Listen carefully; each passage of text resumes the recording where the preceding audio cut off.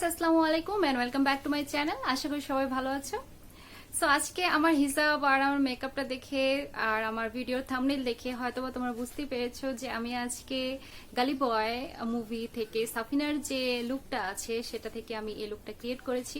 Actually আমার inspired look create করার অনেক ইচ্ছা ছিল, বাট যেহেতু আমি হিজাব পরি সেই জন্য কোনো ইন্সপায়ার্ড লুক আমি সেভাবে ক্রিয়েট করতে পারতেছিলাম না। সো আমি ভাবলাম যে কেননা আমি আলিয়া ভাটের সাফিনা লুকটাকে ক্রিয়েট করি। জানি না কতটুকু আমি পারফেক্টলি করতে পারছি, বাট আমি চেষ্টা করছি। তার যে মুভির যে একটা সিগনেচার লুক ছিল, হিজাব, then subtle makeup, like natural glow, this kind of look তার ছিল। সো সেটাকে আমি ফলো করে একটা লুক ক্রিয়েট করার চেষ্টা করেছি।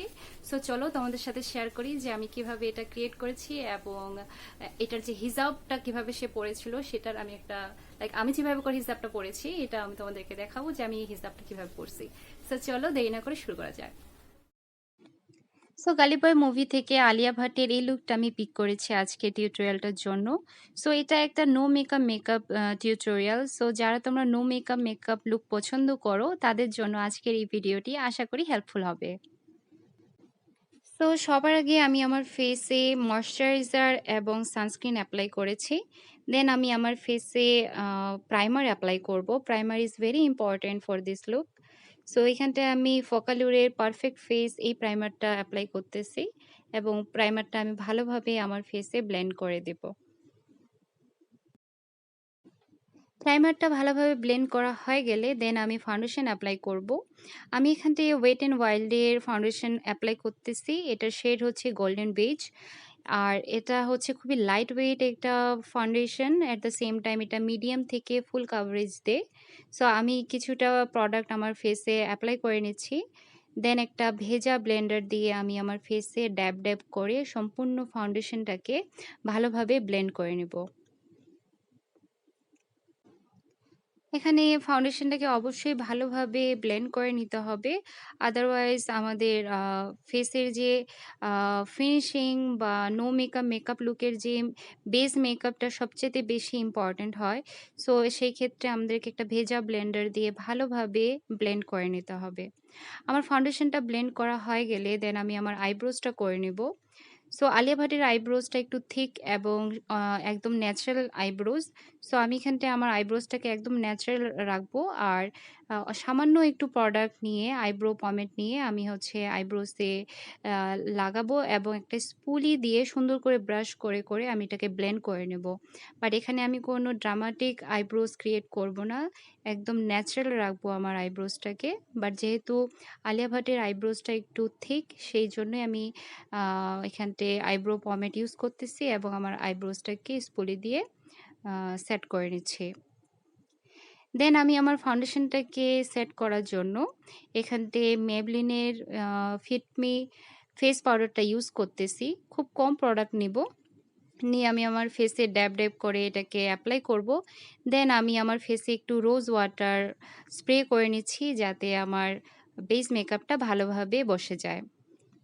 এরপর আমি আমার আই মেকআপটা করব। আই মেকআপটা করার জন্য আমি এখানটি ব্রাউনিশ কালারের দুটো আইশ্যাডো একসাথে মিক্স করে আমার আইলিডে অ্যাপ্লাই করতেছি। ক্রিজ লাইন থেকে একটু বাইরের দিকে আমি এটাকে ব্লেন্ড করে দিচ্ছি এবং স্লোলি আমি আমার সম্পূর্ণ আইলিডে এটাকে ব্লেন্ড করে দেব। এটা অ্যাকচুয়ালি আমি আমার আই মেকআপটাকে ওইভাবে ক্রিয়েট করব না, বাট দেখে ন্যাচারাল লাগবে, বাট একটা ডাইমেনশন ক্রিয়েট করবে আমার আইলিডে যেটা একদমই ন্যাচারাল লাগবে। সো তোমরা দেখতেই পাচ্ছ যে আমি সম্পূর্ণ আইশ্যাডোটাকে ব্লেন্ড করে দিয়েছি। দেন আমি আমার চোখের নিচে কাজল অ্যাপ্লাই করতেছি এবং সামান্য একটু কাজল আমি চোখের উপরেও অ্যাপ্লাই করব।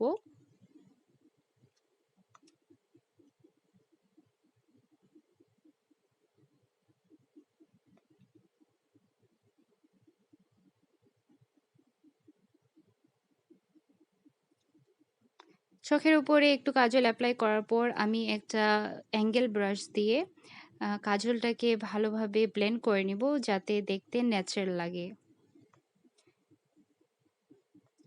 আমার কাজল অ্যাপ্লাই করা হয়ে গেলে দেন আমি আমার চোখে মাস্কারা অ্যাপ্লাই করব যাতে আমার আইল্যাশেস গুলো দেখতে ঠিক লাগে এবং আমরা দেখছি যে আলিয়া ভাট তার চোখে কোনো ধরনের আইল্যাশেস এপ্লাই করেনি। সো আমিও এখান থেকে কোনো ল্যাশেস এপ্লাই করব না। জাস্ট মাস্কারা এপ্লাই করব আইল্যাশেস এর উপরে এবং নিচে।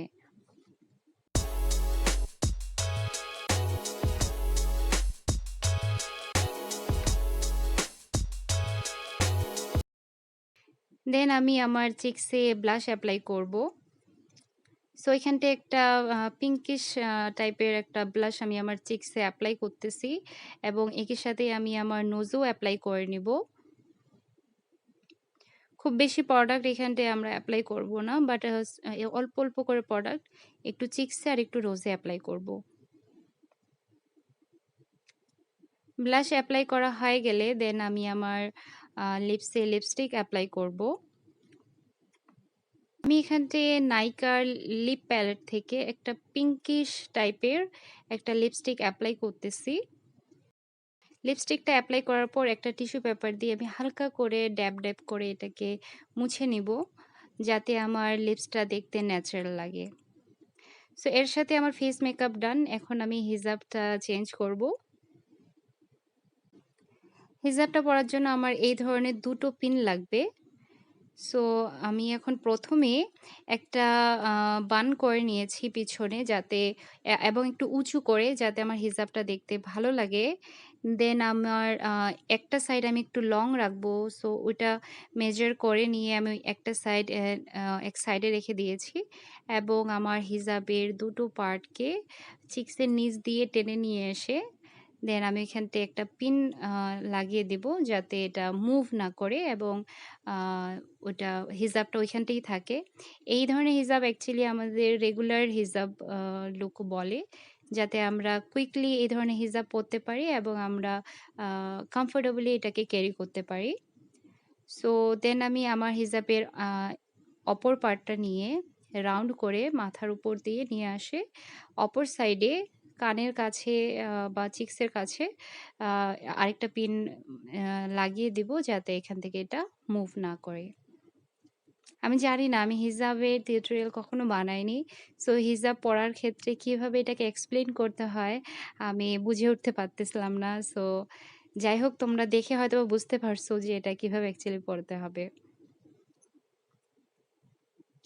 সো হিজাবটা পরার সাথে সাথে আমার এই লুকটা ক্রিয়েট করা হয়ে গেছে। I am done.